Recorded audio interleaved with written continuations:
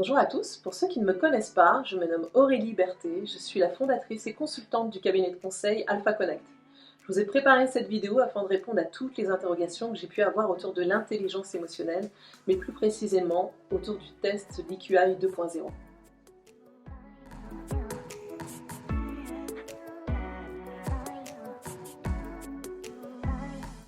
L'intelligence émotionnelle se réfère à notre capacité à reconnaître, identifier et comprendre nos propres émotions, mais aussi celles des autres. Alors ce qui est important de retenir, c'est que l'intelligence émotionnelle, et notamment l'EQI, ne mesure pas l'émotivité.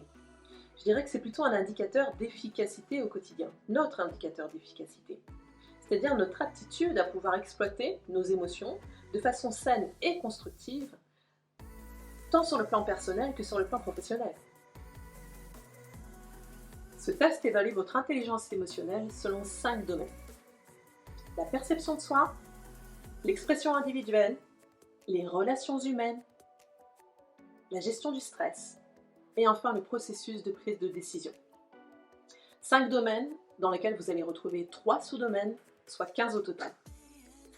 Entre 1985 et 1990, de nombreux psychologues se sont penchés sur le sujet de l'intelligence émotionnelle et également des intelligences multiples d'ailleurs.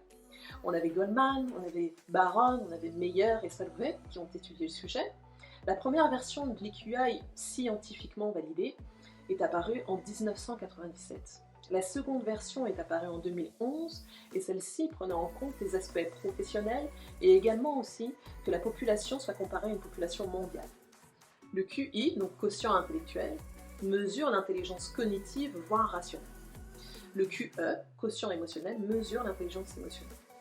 Pendant très longtemps, le QI était le seul indicateur de réussite professionnelle que l'on prenait en compte. Aujourd'hui, de récentes études nous montrent que le quotient émotionnel est aussi important, voire même les études démontrent qu'il constitue 27 à 45% de notre réussite professionnelle.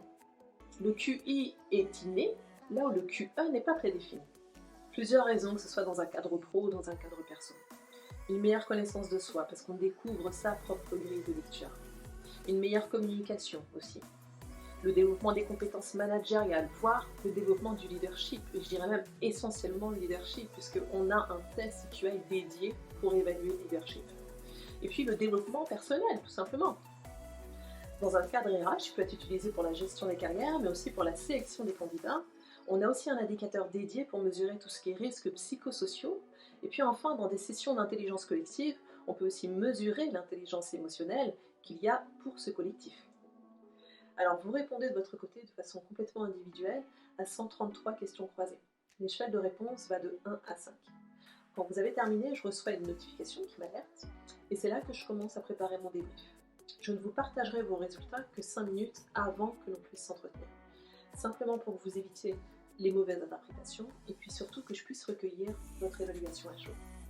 Alors, durant le débrief, bien sûr, on échange sur les scores, mais pas que. On va surtout insister, vous et moi, sur les écarts significatifs qu'il peut y avoir entre un domaine et un sous-domaine.